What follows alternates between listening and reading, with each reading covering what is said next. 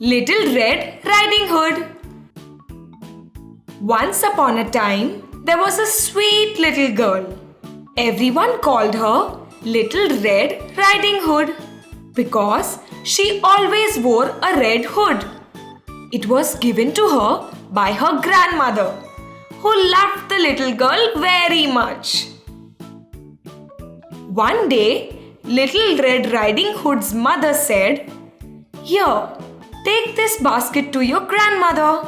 It's got bread, butter, cake, and berries in it. She's feeling sick. I hope this will make her feel better. But remember, don't talk to strangers. Don't leave the path and walk straight to your grandma's house." Her grandmother lived in the woods outside the village. So Little Red Riding Hood set off. The girl had just entered the woods when a wolf came out of the trees. She wasn't scared because she didn't know wolves are dangerous. "Good day, Little Red Riding Hood," the wolf greeted her. "Good day, Mr. Wolf," the girl replied. "Where are you going?" he asked. "I'm going to visit my grandmother because she isn't feeling very well."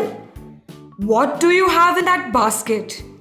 "I have some bread, butter, cake, and berries for my grandma." "Excellent. And where does your grandmother live?" She explained him exactly where her grandma lived. They started walking together. Then the wolf spoke again. "What lovely flowers!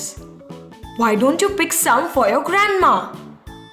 The girl looked around and saw all those beautiful flowers. She thought that her grandmother would be delighted to have some fresh flowers, and despite her mother's advice, she left the path.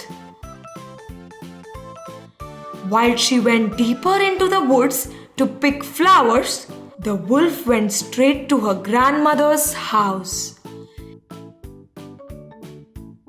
He knocked on the door and heard a voice inside. "Who is it?" "It's me, Little Red Riding Hood. I've brought you bread, butter, cake, and berries," the wolf said in a disguised voice. "How lovely! Give the door a big push and come in." "I don't have the strength to come and open it." The wolf opened the door and entered the house. He went to the old woman's bed, attacked her, and ate her whole. Then he put her clothes on and slipped into the bed. When Little Red Riding Hood arrived at her grandmother's house, she noticed that the door was open. She went in and walked straight into the bedroom. Usually, she felt very happy at her grandma's, but that day, something felt different. "Good morning," she said, but no one replied. Her grandmother looked strange. "Oh, Grandma, what big ears you have!" "All the better to hear you with," the wolf replied in a fake voice. "Oh, Grandma, what big eyes you have!" "All the better to see you with." "Oh, Grandma, what big hands you have!" "All the better to grab you with." "Oh, Grandma, what a big mouth you have!" "All the better to eat you with." The wolf roared, jumped off the bed, attacked her, and ate the poor girl whole. With his stomach full, the wolf got back into Grandma's bed and fell asleep, snoring loudly. A hunter who was passing by the house heard him and thought it was very strange for the old woman to snore so loudly? He looked inside and saw that it was the wolf who was snoring. The hunter had been looking for the wolf for a long time. At last he had found him. The hunter lifted his gun and was just about to shoot when he had a thought. Maybe the old woman was still alive inside his belly. So the man took a pair of scissors and cut open his belly. He saw a red hood popping out, and then suddenly Little Red Riding Hood jumped out. The hunter cut a bit more, and the grandmother came out too. Little Red Riding Hood gathered some stones and they filled the wolf's belly with them. When he woke up, he was scared and tried to run away. But the stones were so heavy that he fell down. The hunter immediately took his gun and shot the wolf. Finally, the cunning wolf was dead. The three celebrated by eating some cake. They were happy because the wolf was not going to be a danger anymore. Little Red Riding Hood decided never to leave the path again and to listen more carefully to what her mother told her. The magic carpet. Long time ago, there was a kingdom called Himnagar, in which lived King Bhimsen and Queen Bhanumati. But the king and the queen were very sad as they had no children. One day, the queen was blessed with a beautiful baby girl. She was so beautiful that they named her Roopmati. King Bhimsen invited the entire kingdom for a feast. Everyone was happy and blessing the beautiful princess. Suddenly, a fairy appeared. She was very angry because the king did not invite her. The fairy cursed Roopmati. She said, "Hey king, nobody will marry your daughter. She will be alone and unhappy." The queen said, Please show some mercy. Don't punish my innocent child for our mistake." "Okay, the one who will accomplish my 3 challenges will be able to marry your daughter. But remember, if someone tries to marry her without accomplishing my challenges, that person will die then and there." The 3 challenges are: 1. To set apart 5 lakh sesame seeds from rice in 5 hours. 2. To fight and kill a huge monster. 3. To play a drum which is set on the highest mountain. Saying all this, the fairy disappeared. Years passed. Roopmati turned into a beautiful young princess.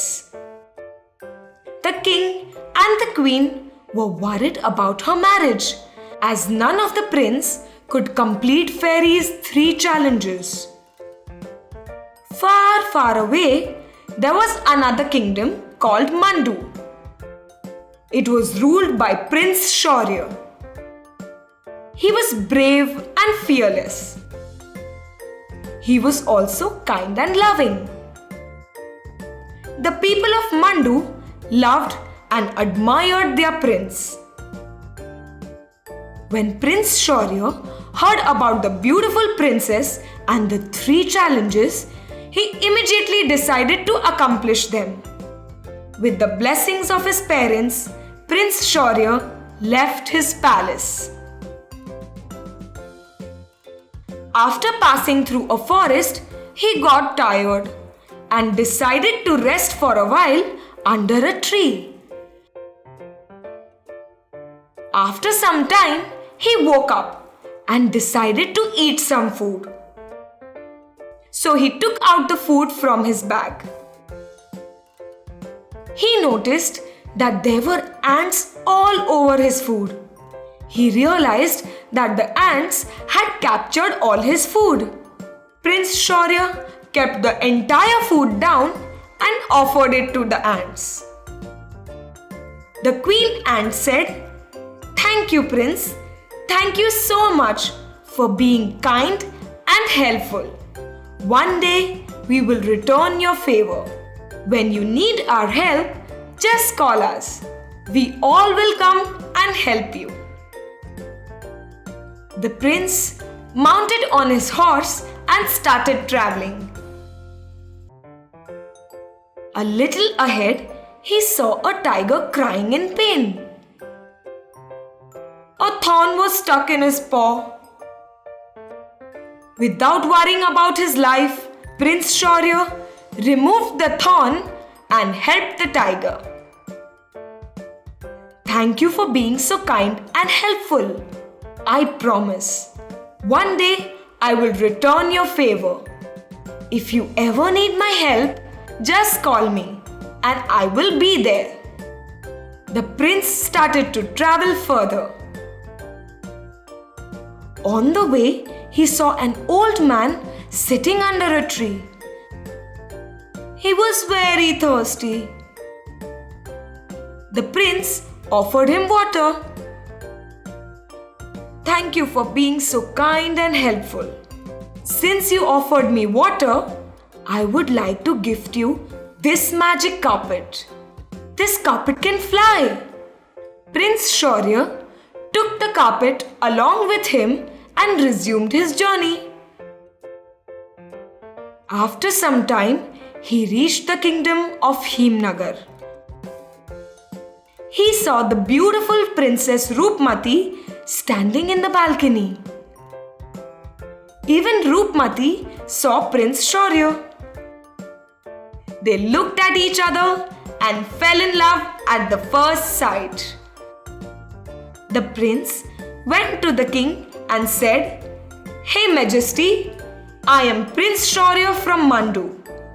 I will fulfill the 3 challenges and marry your daughter." The king was happy as well as worried.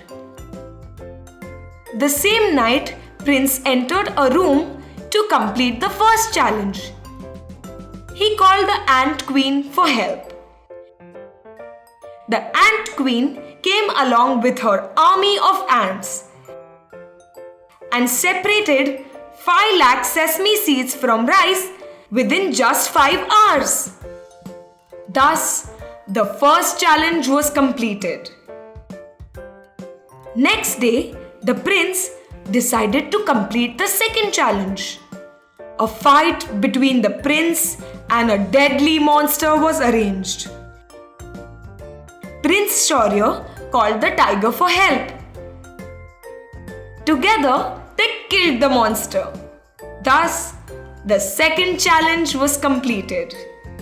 Next day, the prince decided to complete the third challenge. He sat on his magic carpet and flew high up in the sky.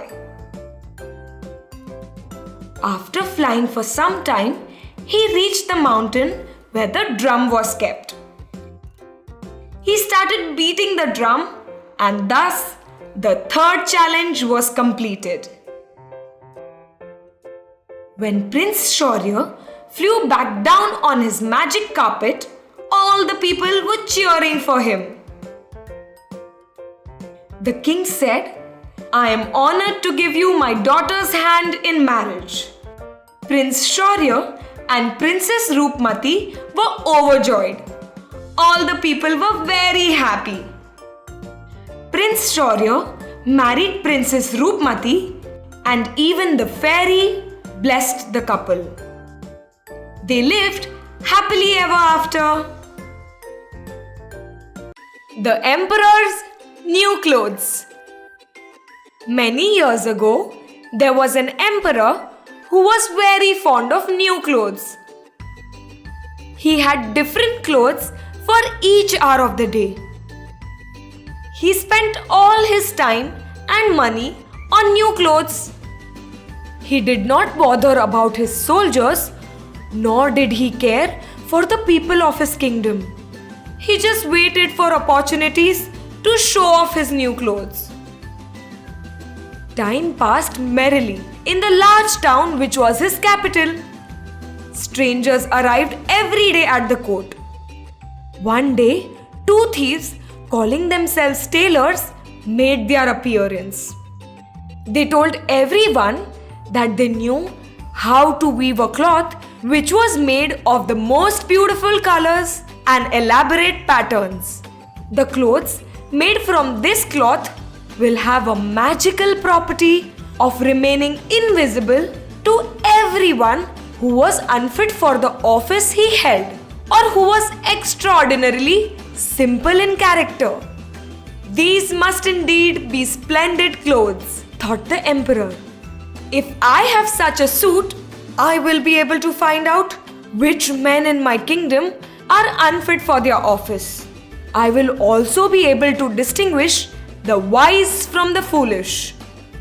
This invisible suit should be made for me immediately. He ordered large sums of money to be given to both the tailors so that they can start their work immediately. So the two tailors set up two looms. They acted as if they were working very hard. But in reality, they did nothing at all. They asked for the most delicate silk and the purest gold thread. They put both into their own bags and then continued their pretended work at the empty looms until late at night. I want to know how the tailors are getting on with my cloth, said the emperor to himself.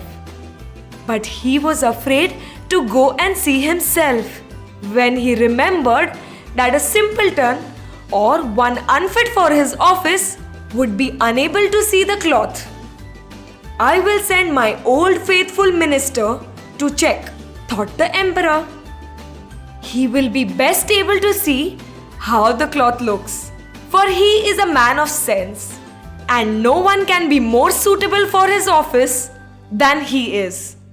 So the old faithful minister went into the room where the thieves were on their empty looms. He was surprised. What can be the meaning of this? He thought. I cannot see any cloth here. However, he did not express his thoughts aloud. The two thieves requested him to come near their looms. Then they asked him whether the design pleased him and whether the colors were very beautiful. The poor old minister looked and looked, but he could not discover anything on their looms because there was nothing there. Is it possible that I am a simpleton? No one must know it now if I am so. Can it be that I am unfit for my office? No, I will never confess that I could not see the cloth. Well, Sir Minister, you did not tell us whether the cloth pleases you. Oh, it's excellent. This pattern, the color, yes. I will tell the emperor how beautiful they are. The thieves asked for more silk and gold, saying that it was necessary to complete what they had begun. However, they again put everything in their own bags and continued to work at their empty looms. The emperor now sent another officer of his court to see how the men were getting on and to ascertain whether the cloth would soon be ready. It was just the same with this gentleman as it was with the minister. He looked at the looms but could not see anything at all but the empty frames. The thieves said, "Does this appear as beautiful to you as it did to the minister? It must be that I am not fit for my office. This is very odd. However, No one should know about it. He praised the stuff he could not see and said that he was delighted with both the colors and patterns. He went back to the emperor and said, "The cloth which the weavers are preparing is magnificent." The whole city was talking of the splendid cloth which the emperor had ordered to be woven at his own expense. And now the emperor himself wished to see the costly cloth while it was still in the loom. He went to the loom accompanied by a few officers of the court, among whom were the two honest men who had already admired the cloth. As soon as the thieves came to know about the emperor's approach, they went on working more diligently than ever. Although they still did not pass a single thread through the looms. "Isn't the cloth magnificent?" said the two officers. "What is happening? I can see nothing here. Am I a simpleton? Or am I unfit to be an emperor? That would be the worst thing that could happen." The emperor said, "Oh, the cloth is beautiful. The colors, the patterns are magnificent." The thieves said, "Oh, Majesty, you should stitch a new suit from the splendid material for the approaching procession." "Magnificent, charming, excellent," resounded on all sides. The emperor was happy and he ordered them to make a new suit from this new cloth. The thieves decided to work the whole night before the day on which the procession was to take place. They pretended to work very hard. At last they said, "The emperor's new clothes are ready." Now the emperor came back to the tailors. One of them raised his arms as if he is holding something. He said, "Here are your trousers, Majesty. Here is the scarf, and this is the mantle." The whole suit is as light as a cobweb. One might think that he has nothing on at all when dressed in it. But this is one of the quality of this delicate cloth. If your Majesty can take off the clothes, we will fit on the new suit. The emperor undressed himself. The thieves pretended to dress the emperor in his new suit. How splendid His Majesty looks in his new clothes, and how well they fit! Everyone cried out, "What a design! What colors! These are indeed royal clothes." "I am ready," said the emperor. "Do my new clothes fit well?" he asked, looking at himself in the mirror. Now, the emperor began the procession through the streets of his capital. All the people standing by, "Oh, how beautiful are our emperor's new clothes!" In reality, no one would admit that they did not see any clothes at all. They feared that they will be declared unfit for their work and also called simpleton.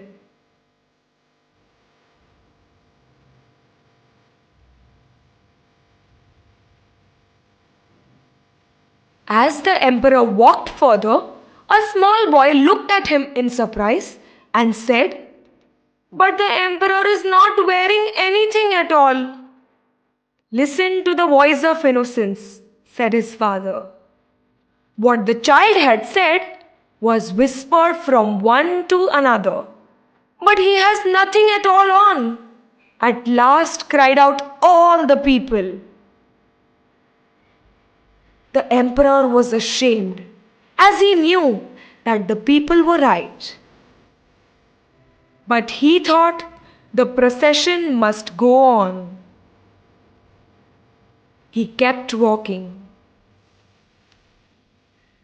In the meantime, the two thieves had already left the kingdom with all the valuables.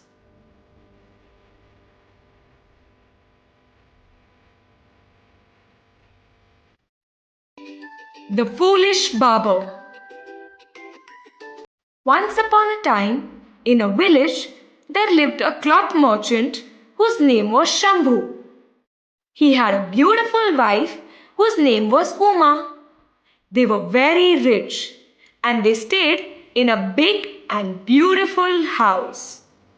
Shambhu was a kind hearted man. His wife Uma was a clever lady. Shambhu and Uma always invited people to their house and treated them with love and kindness. They offered gifts and a variety of food to their guests. One day, Shambhu said to Uma, "We have so many well wishers and friends. Tomorrow, if something goes wrong, they will definitely help us." Uma said, "Shambhu, it is not what you think. They are being nice to us because we give them food and gifts without any expectations. None of them will stand for us if we are in trouble." Shambhu said, "Oh, don't think like that. They are good people."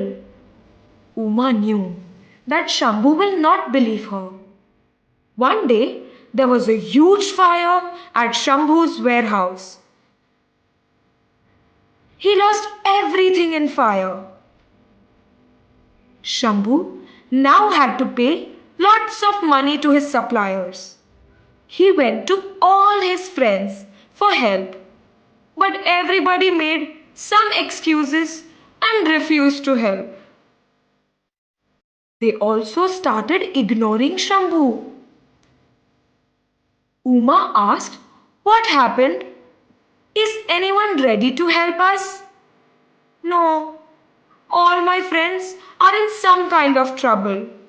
They are not able to help us." Uma knew that his friends are only making excuses. But she also knew that her husband would not believe it. Shambhu had to sell everything he had, including the beautiful big house, to cover his losses. He paid back all his debts. Shambhu was now a poor man. He and Uma lived in a small house. Shambhu worked as a laborer in someone's farm to earn money. Uma also started working as a cook at people's house to help her husband. They both had to work very hard. Shambhu became very sad. He understood that Uma was right about the people. They only came to us to collect gifts and to eat good food. I should have listened to you, Uma. I am very sorry. I have nothing left with me. I can't offer you a good life anymore. But Uma said, "I am happy to be with you. Forget about selfish people. We don't want them. You don't worry. Very soon our bad days will pass." But Shambhu was very upset. "I have been foolish all my life, and my poor wife has to suffer because of my foolishness. I have nothing left to support my family. What should I do? It's all my fault." One day, when Shambhu was sleeping, he heard a voice. "Hey Shambhu, wake up. Who are you? And what is happening?" "I am a sadhu, and I am here to help you. What happened to you was just a bad phase. Eventually, it will pass away. But how will you help me?" "Tomorrow morning, I will come at your door. When I enter your home, just touch the back of my head with a stick. I will then turn into gold coins. All your problems will be solved." But remember, don't hit any other sadhu or you will fall into big trouble. Next morning, when Shambhu woke up from his sleep, he started thinking about the strange dream. From his window, he saw some sadhus passing by his house. They don't look like sadhus from my dream. Suddenly, he heard someone knocking at his door. He opened the door and saw a barber. The barber said, "You had called me for your haircut?" As Shambhu sat down to get a haircut, there was another knock at the door. Uma opened the door and said, "There is a sadhu at the door." "A sadhu? Go and get me a stick." "A stick? I don't have time to explain. Get it quickly." Without letting the barber finish his haircut, Shambhu ran towards the sadhu with the stick. He then touched the stick on the back of the sadhu's head. And suddenly, the sadhu turned into a pile of gold coins. "So much gold! We are not poor anymore." Shambhu was overjoyed. He completely forgot about the barber who was still in his house.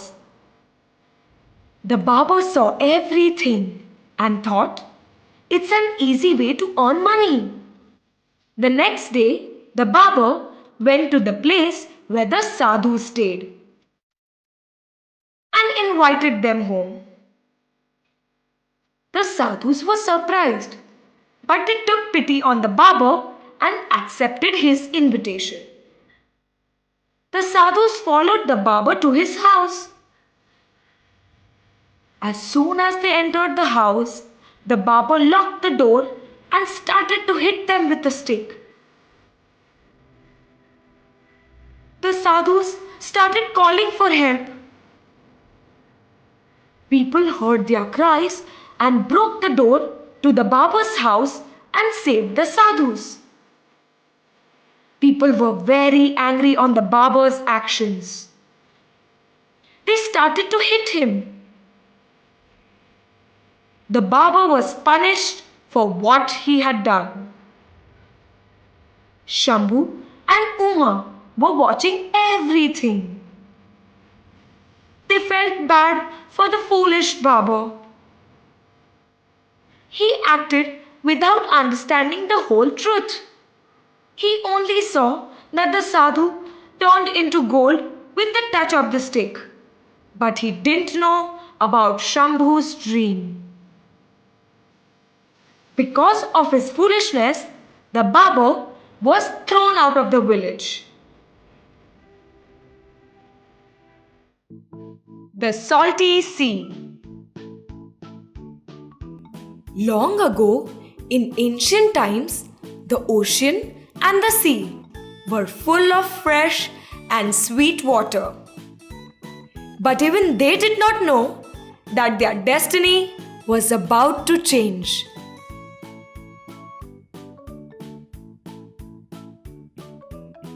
In the same era in India, there lived an old man who had two sons. The younger one, Ram, was obedient, honest, and hardworking, while the elder one, Raghunath, was lazy and greedy. One day, the old man became very ill. Before taking his last breath, he told both of his sons and their wives that they should live together in unity and never be jealous of each other. He also said they should share the piece of land he owned.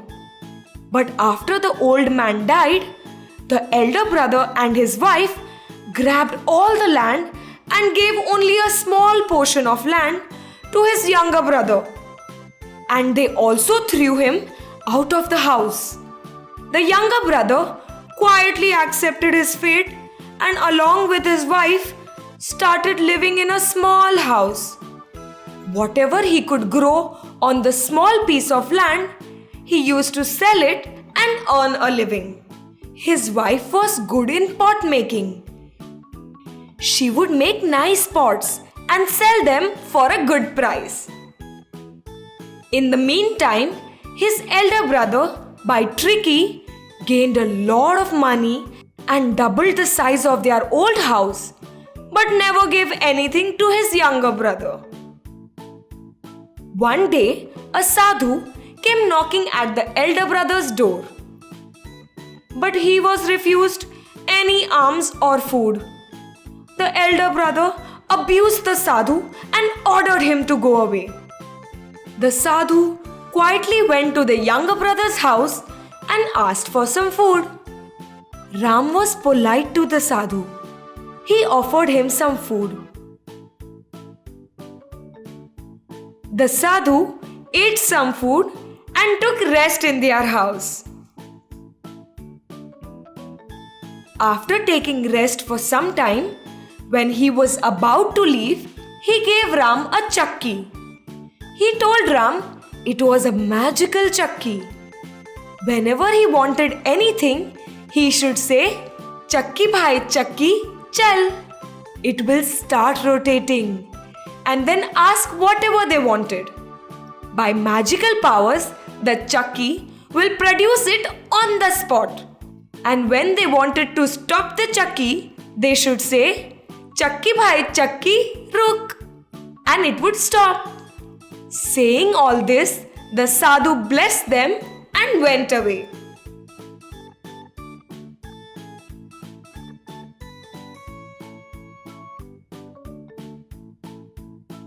Ram and his wife wanted to check the magic. They did as the sadhu said and asked for some food. They were served with one of the most tastiest food they could ever have. Then Ram asked for some money and he was granted.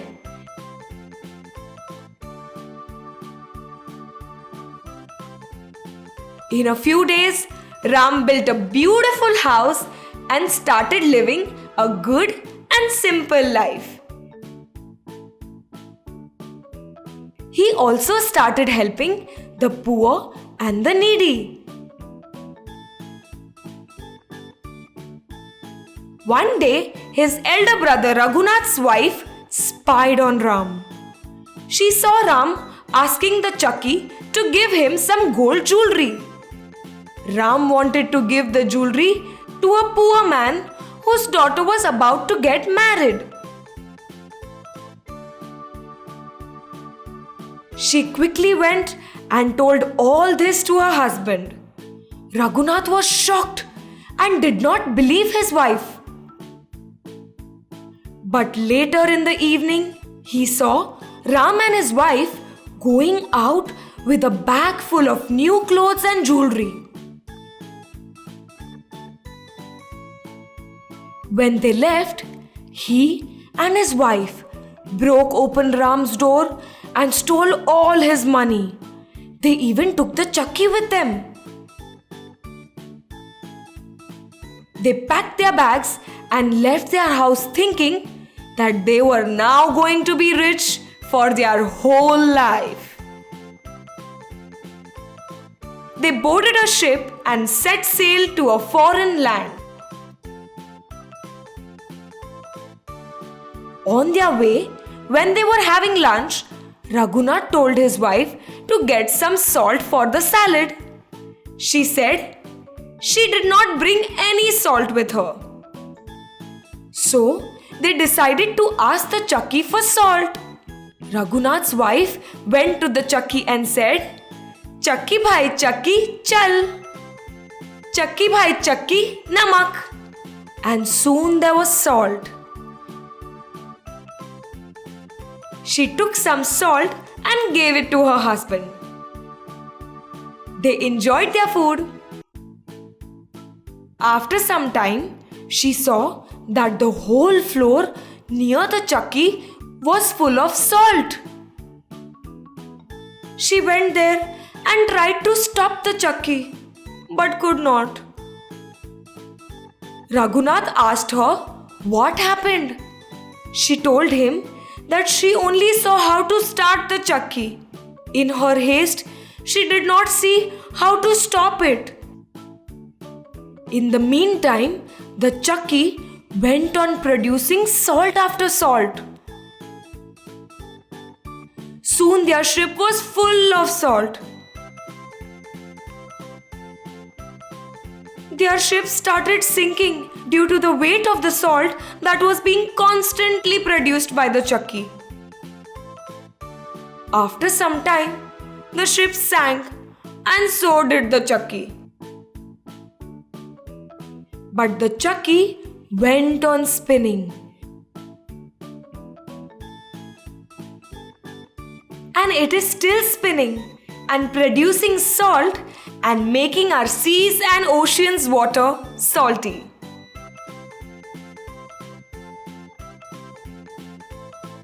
So if any one of you finds the chakki when out in the sea, don't forget to say, "Chakki bhai chakki ruk."